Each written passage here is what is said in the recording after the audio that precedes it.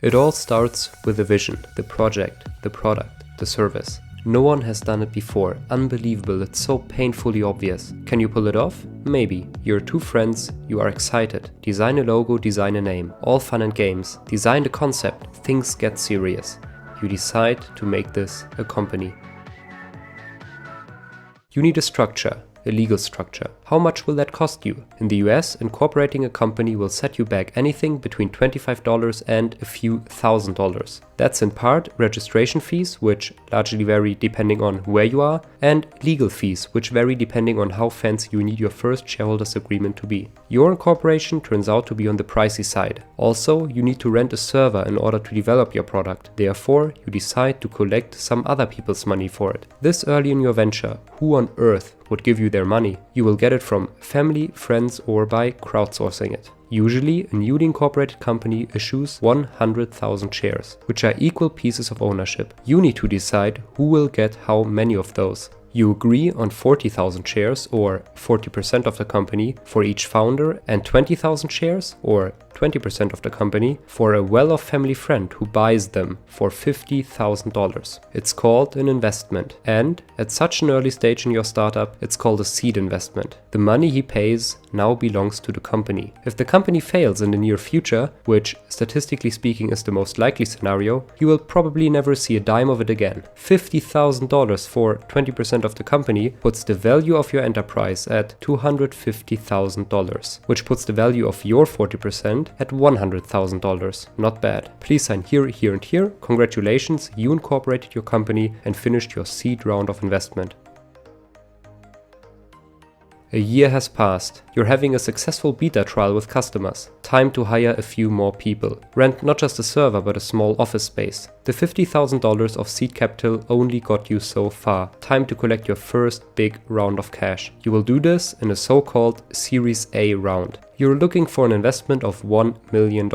This time, you're contacting angel investors and venture capitalists, also called VCs. VCs are people who work for venture capital firms, which raise venture capital funds. They take other people's money, which they then invest into young, risky companies, such as yours. Angel investors are individuals who professionally invest their own money into young companies. Often, they successfully sold their own startup many years ago and are now looking to support early ventures. You contacted a few VCs and angels. Some of them you found online, some you got in touch with via friends and colleagues. You sent them mails, you sent them a business plan. Usually they don't care much for the business plan. They want to see the team. Is it competent? The idea. Is it special? They know it's not easy. What have you already achieved? Is it promising? What could you achieve? Can you dream big? You set up some Skype calls. A bit of small talk, a lot of business talk. Describe the vision. Easy. You've done it countless times by now. They ask you tough questions. Have you heard of that other startup which does a similar thing? How are you different? You spark interest. You have second calls. You have third calls. You meet them in person. They might invest. Time to talk valuation. There is pre-money valuation and post-money valuation. The pre-money valuation of your startup is how you currently value it. The post-money valuation is the pre-money valuation plus the investment you're looking to collect. This is usually the one that you reference when you negotiate, because the investment divided by the post-money valuation equals to the investor's share in your startup. Investors want a low post-money valuation to get more for their money. You want a high post-money valuation to keep a larger share. You suggest a post-money valuation of $8 million.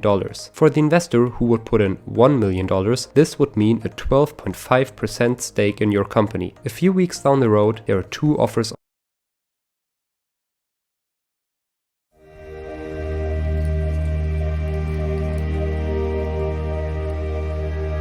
the table. One VC offers an investment of $1 million for a post-money valuation of $6 million.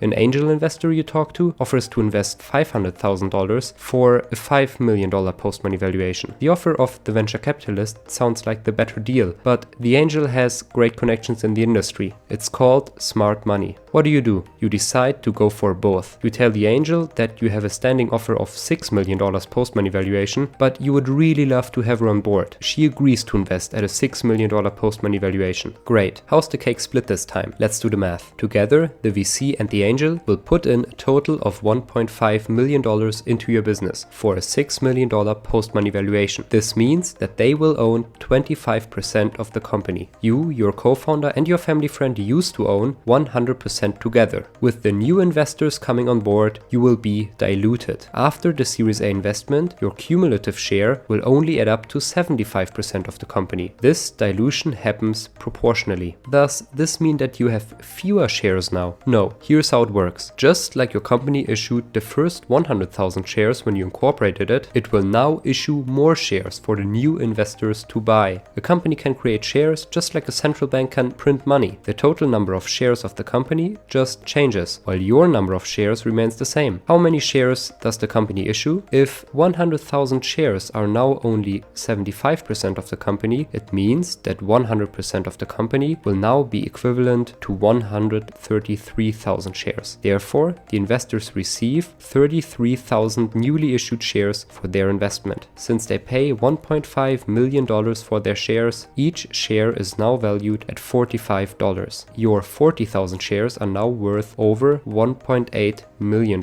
Congrats! This whole process of a company issuing new shares to receive cash is called a capital raise. If things go well, the Series A won't be the last capital raise of your startup. There will be a Series B, a Series C, a Series D, and so on. For each investment round, the company valuation will hopefully increase. Also, each time your company takes in new cash from investors, you will be further diluted. Remember how I said that your number of shares remains the same though? I lied. Actually, there will usually be stock splits along the way, which convert each single share anyone holds into multiple shares. Hence, your number of shares is doubled or tripled every now and then, along with everyone else's. The purpose of this and many other things that are determined in the term sheet are a story for next time. You don't care much for legal work anyway. Your primary interest is in growing your business, which is now on track to reach new heights.